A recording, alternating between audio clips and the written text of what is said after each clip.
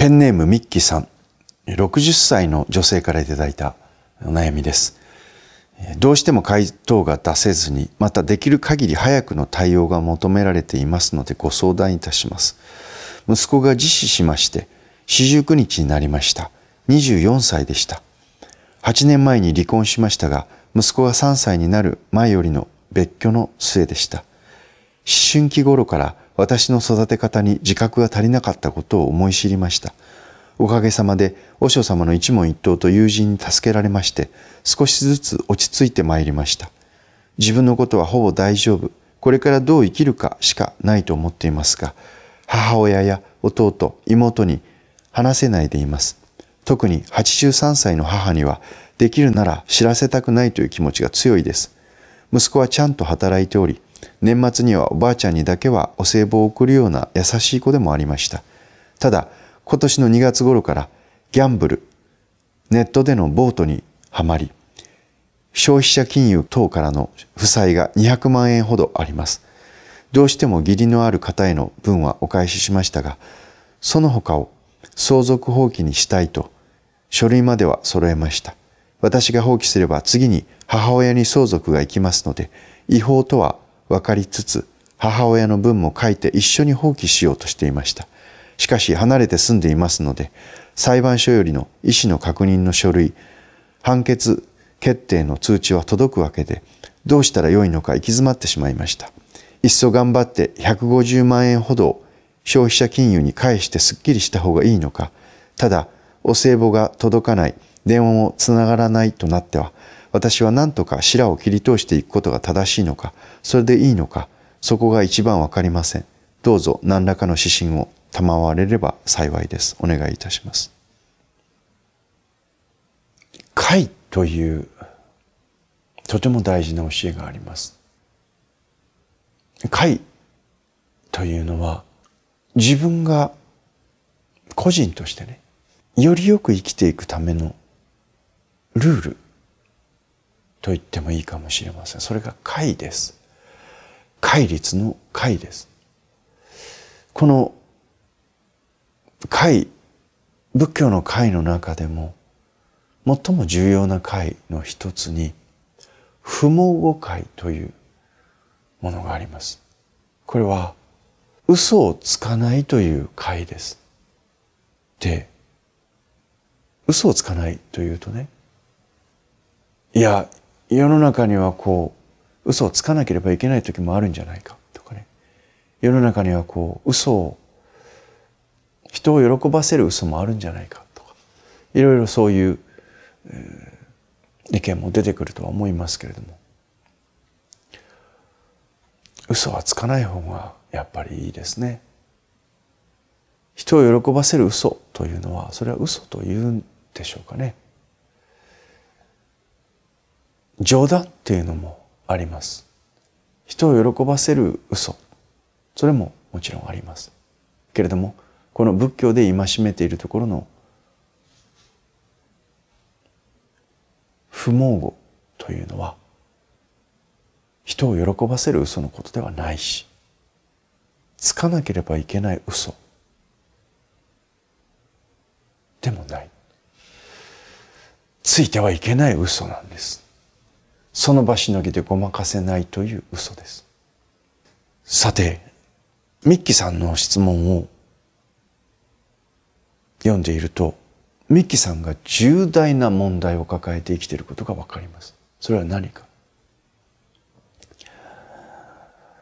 これ、ミッキーさんね、60歳になり、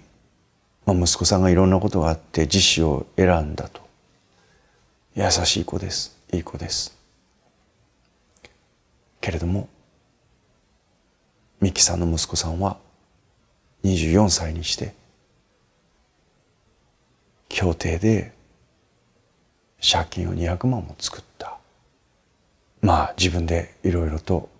それが返せないということもあって自死を選んだんだと思います。でね、問題は何かというと、子育てがどうだったとかそんな話ではないです。ミッキーさんは、四十九日になって、まだお母様に、そして自分の兄弟なんかにもね、自分の息子が死んだということを伝えてないんですね。葬儀とか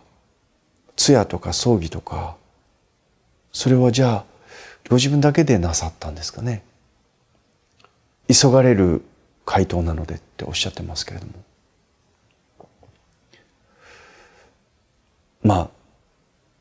今私がこれを答えている時には当にですね、実はこの質問はもうずっと以前のものなので、お母様にお歳暮が今年は送られてこないんだけどって、連絡もないんだけどっていうことで、もうそれが明るみに出てることだと思いますけれども、ミッキーさんね、改めて自分の子供が死んだということを自分の親にも、そしてまた自分の近しい人にも伝えていないって。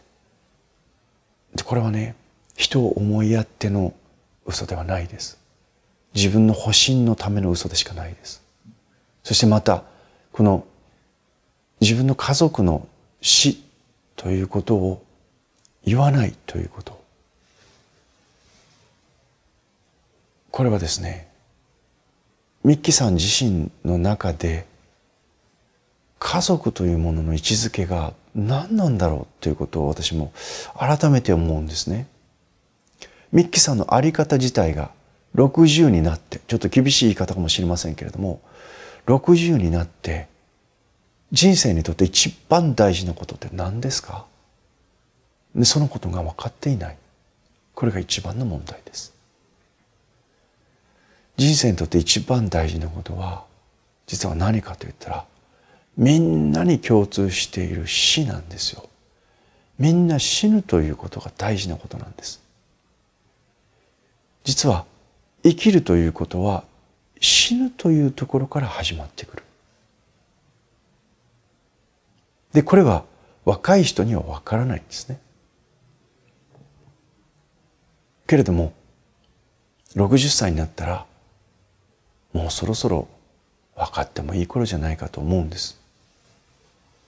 さて、24歳にして自ら自死を選んだ。なんで息子さんは死んだんですかね。協定のことを、借金を作ってしまったということが一つのきっかけだったかもしれませんし、それ以外にもいろいろあったのかもしれません。ね、けれどもメッキさんもまたこの死ということを明らかにしていないがゆえに、いまだにまだ何か死についてもそれ以外のことについてもごまかそうとしている。さて、もうお母様が80歳を超えていらっしゃる。それを思いやって、もう高齢なので余計な心配をかけたくないということで、息子さんの死についてね、話さない。で、これはまず第一に私はね、すべきことではないと思っています。もしお母様が今本当に病に伏していてというんであれば、またね事情は違うと思いますけれども、お母様は今そのような状態では多分ないでしょう。今お母様が例えばがんを患っていて、もう余命何日か、例えばそんな時であったり、危篤状態であったりというんであれば話は別。けれども80歳を超えていらっしゃるけれども、まだなんとか元気で生きていらっしゃる。だから孫からのお歳暮も楽しみにするし、孫からの連絡も楽しみにする。これいつまでもごまかしておける話じゃないですよね。何よりもお母様だってもうミッキーさんよりも長い人生を生きていて、やっぱりいろいろあるわけです。そして自分の死ももう見据えて生きていかなければいけないという年齢にあられるわけです。死ということは何人も避けて通れないんです。で、それが自己死であるか病死であるか自死であるか、それは置いておいて、まずね、私が一番これまずいなと思う、問題だなと思うのは、まず一つ、息子さんがどんな理由で亡くなったかは別として、自分の子供の死をお母様にやっぱり知らせてない。自分の中だけでとどめておこうとしている。で、このことがまず一つ大きな問題です。人間は一人で生きてるわけじゃない。そうでしょう。お孫さんだっておばあちゃんにお母様に可愛がってもらったわけですよね。で、そのおばあちゃまにお歳暮を毎年送る。そういう子だったわけですよね。なんで言わないんですか。お母様はそのお孫さんの死ということを受け止められないと思ってるんですかね。ここがまず一つ目の問題。それからやっぱり法治国家にあってね、いろんな思いがあるんでしょうけれども、でも法的にやっぱりダメとされていることをやっちゃいかんですよ。どんどん首が締まっていきます。一つ嘘をつけば、その嘘をごまかすためにまた次の嘘をつかなければいけない。そしてまた二つ目の嘘をつけば、それをごまかすためにまた三つ四つ五つって嘘をついていかなければいけない。どんどん自分が追い込まれていくんです。人間は死んで終わりじゃないっていうことが息子さんの自身によって分かったと思うんです。そうですね。息子さんは何で亡くなったかはそれは分かりませんよ。けれども仮にその協定で負った借金が一つの理由だったとして、じゃあ自分が死んでしまえばそれで終わりなのかって終わらないですよね。現に母であるミッキーさんに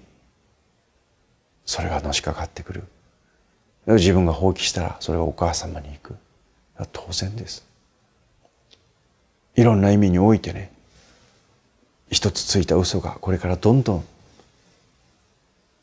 人に迷惑をかけたくないと思ってついた嘘が人に迷惑として広がっていくんです。さて、処方箋はもうわかりますね。嘘をついてはいけない。60になってつく嘘は子供の嘘とは違うんですよ。必ずそこに大きな問題を含んでいます。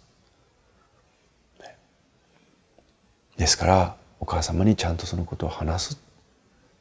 お母様はそれを受け止めるか受け止められないか、それは分かりませんけれども、でも先ほど言ったようによっぽどもう危篤という時じゃない限りそれを話さなければならない。人の死ということを受け止めていかなければならない。人生にとって一番ごまかしてはいけないことですから。さて、その他の息子さんの借金のこと、消費者金融に早く返してしまう方がって、返せるんだったら早く返した方がいいんじゃないですか。なんで返さないんですか。ということで少し厳しい話になりましたけれども、いいですか。結構高齢者の方々って嘘つくんですね。若い人には分からないと思ってつく人もいます。分かってます。子育てをしているときに小さい子供たちがね、嘘をつく。そのこと親って分かりますよね。大人って分かるじゃないですか。でも子供が一生懸命嘘ついてるっていうのを見逃すこともあるし、これやっぱりついちゃいけないってことでちゃんと指摘することもある。いろいろあると思うんですよ。でもね、本当に私も自分も小さな嘘をついてきました。大きな嘘をついたこともありますけれども、今やっぱり改めて仏の教え中にね、戒を守って生きるということ大事だって、本当にその通りだと思って今はね、そのことの戒を守るということの大切さを痛感しています。けれども本当、今まで小さな嘘をついてごまかしてきた人、今これを見てらっしゃる方の中でね、当然人を喜ばせる嘘とか冗談でつける嘘とかいろいろありますよ。けどね、かなり高度なことで嘘を作って小さな嘘をついてしまったことによって、その嘘が知らないうちに当たり前になっていってしまう。これが怖いんですよ。ね、そんな小さな嘘をつくことってみんなあるでしょって、あるんです。あるんです。だけどそれを習慣にしてしまうと、小さな嘘がいつの間にか大きな嘘になっていってしまう。子供たち以上に大人は結構やってますよね。馬鹿正直であるということは必ずしもいいかって、そういう話もありますけども、でも嘘はやっぱりつかない方がいいというのが仏教の教えです。そしてまたそれは私も含めこれまで多くの方々の小さな嘘から始まった人生の失敗を見てきて、やっぱり怪ということはブッダの教えは真実であるということを今痛感しています。どうぞミッキーさんね、絶対ついちゃいけない嘘っていうものを今までついてきたんだっていうそのことは大いに反省なさった方がいい。人の死についてごまかすことは絶対ダメですよ。ね。そしてその一番大きな嘘をついてしまったがゆえにその他のことどうでもよくなってしまう。今ミキさんは自分がしていることをちゃんと見えてない状況にあると思います。お葬式が済んで通夜が済んで四十九日が済んで、息子の死をこれでだんだんね、そのごまかしがいつまで通用するかっていうところだと思いますけれども、これは通用しないですよ。その他のことをひっくるめて息子さんの借金返してください。息子さんは死んでしまったんですから。そして今のお母様に対して、そしてその親戚に対して、今となってなかなか言いづらいかもしれないけれども、必ずそれはいつかバレます。バレた時にミキさんどうですか。親戚からね、なんでそんな大事なことをあなたは言わないの。それこそ何を守ろうとしてその嘘をついたのかって、結局自分への信用というものがなくなっていってしまいます。